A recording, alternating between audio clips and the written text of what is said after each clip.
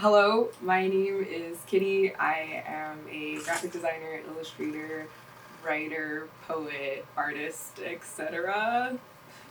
I study interactive arts and technology at SFU. I also have a minor in world literature, and I was born in Vancouver. I currently live in Surrey.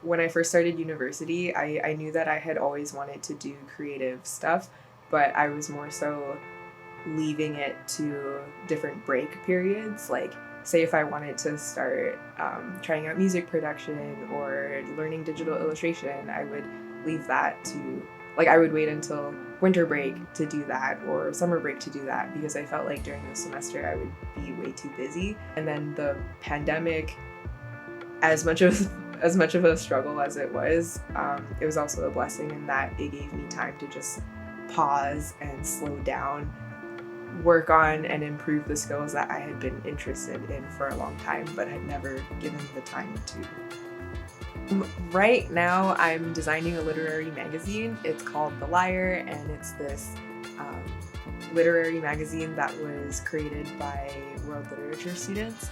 I volunteer as an editorial designer for The Lyre. This is actually my second year in this role. The theme was hindsight, and there was a bunch of different student artwork that was showcased, like short stories, poetry, photography, visual art, and a lot more. And then this year I'm designing the 2021 issue where the theme is New Normal. I switched majors quite a few times in my degree. I started off with world literature and then computing science and now interactive arts and technology. But I was a really keen first year, and so I remember just trying to find as many ways as I could to get involved in my program at the time, which was world literature. So I got involved with their student magazine. I was also really interested in getting my works published as an artist, and so that was an opportunity for me to share my work. And it was also just really cool being in first year and submitting to one of my first literary magazines and getting published, and just the joy of seeing my name in print. I had always been a visual person and I was always interested in creativity. I think my involvement with The Lyre was definitely a stepping stone for me to get more into it. It was the reason why I took my first IAT class, which then led to me switching into the major that I'm in right now. So yeah, maybe it did have a huge impact. I've been doing this degree for a long time, and so there were some parts in my degree where I felt very jaded and cynical and tired, and I just wanted to get it done. That now that I've found a home in IAT, I really feel more at ease. I really have fun with the classes. I get to learn so many different things. One project that I had a lot of fun with was my Overwhelmed zine. This was a collection of comics that were actually published in the Peak back when I was a staff writer. I think when you flip through the pages, you can tell that I was going through a really rough time in school. But creating these comics and just kind of doodling, it was a very light-hearted experience. It gave me a nice break from the more serious academic work that I was doing, and I feel like it was especially fun and rewarding when I showed these comics to my friends and they either connected with my experiences, they knew how I was feeling, or maybe my comics made them laugh. And so there were quite a few magical moments from that.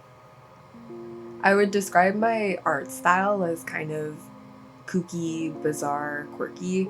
I really like playing around with abstract shapes in order to make characters or make funny expressions. And I think that you can see that in for example, my comics or on my Instagram, the illustrations I post there. From using weird abstract shapes, I started to draw alien characters as well.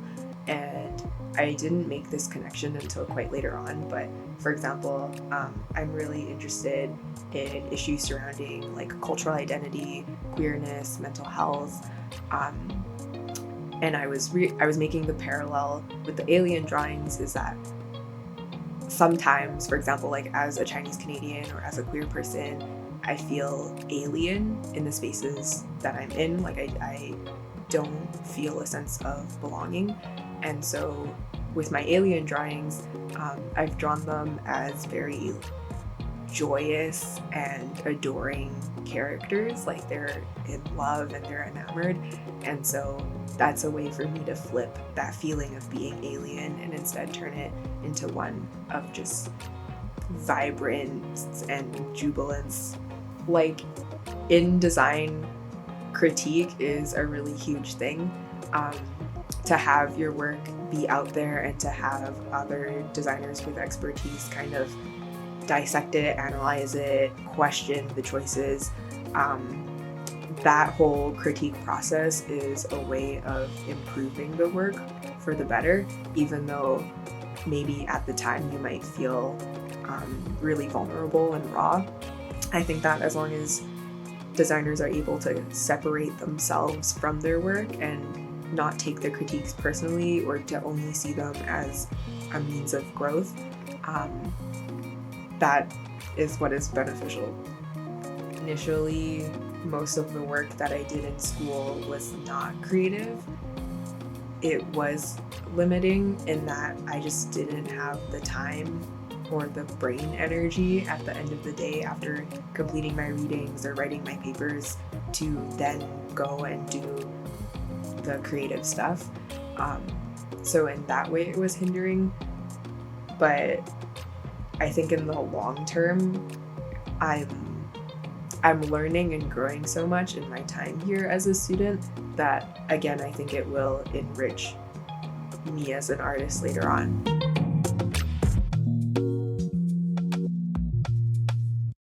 Thank you for watching. You can find my artwork on Instagram at Kits Catastrophe.